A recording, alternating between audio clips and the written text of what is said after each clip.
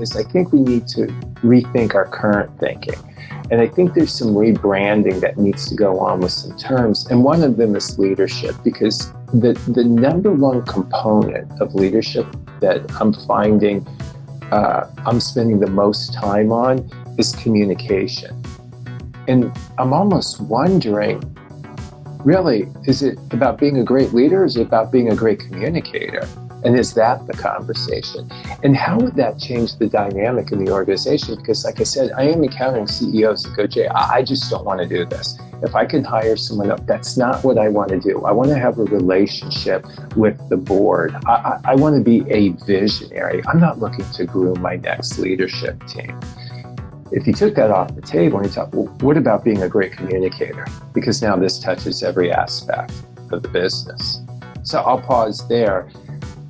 I think that's the opportunity right now, is if you substitute leadership with communication, and all the work begins to communicate from the other person's perspective. I mean, arguably the best communicators and the best leaders have the ability to communicate from the other person's perspective. They feel as though you get me, you have my best interest. And so I wouldn't argue your point that word for word it could be traded out.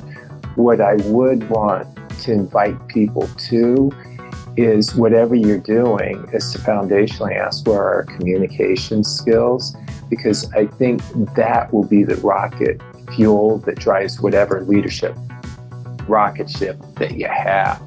Maybe another way to look at it is communication is the vehicle for the success of leadership. I mean, if you think about other things that we associate with good leadership, it's, things like empathy, trust, respect, leading by example, things like this.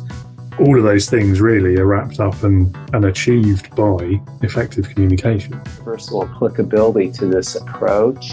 And I've noticed with people who are effective leaders that they always start off with asking a question to understand the other person's perspective. And to your point, I think it's good to establish a baseline. And hey, are we, we use this analogy, are we on the same page? I don't know if that's a universal analogy or not, but sometimes you're not even in the same book or the same library, you know what I mean? But we think, oh, let's just start talking about this.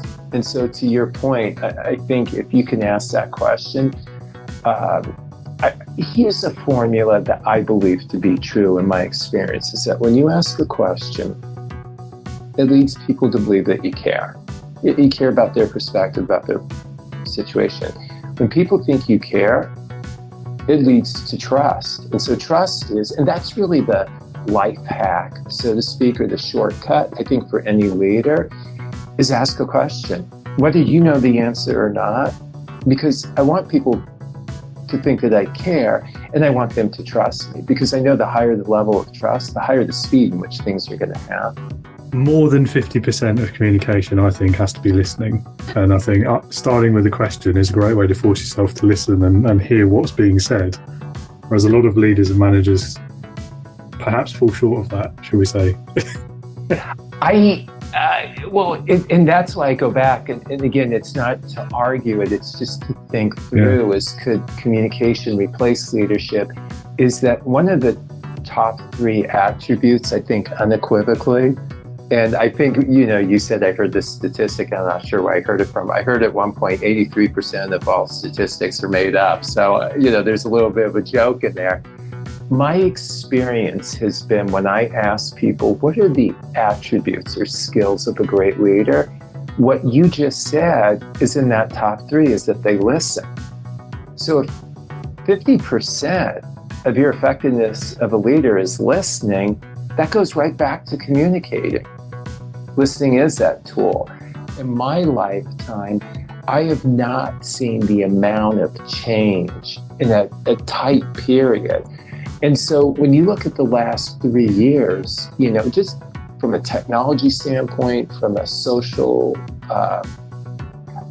mood swing, so to speak, there's just been this dramatic change. And so as a leader, I think the new leader has to develop a comfort level of functioning in an environment where they're unclear of the future. They can't be uncertain on how they're going to respond to it. you have to be comfortable with going to your team and saying, whatever I share with you, it's only permanent till it changes. So let me just tell you that. But here's my commitment to you is that if there is a modification or evolution in what we're doing, I'll have this open, honest, on-time communication with you.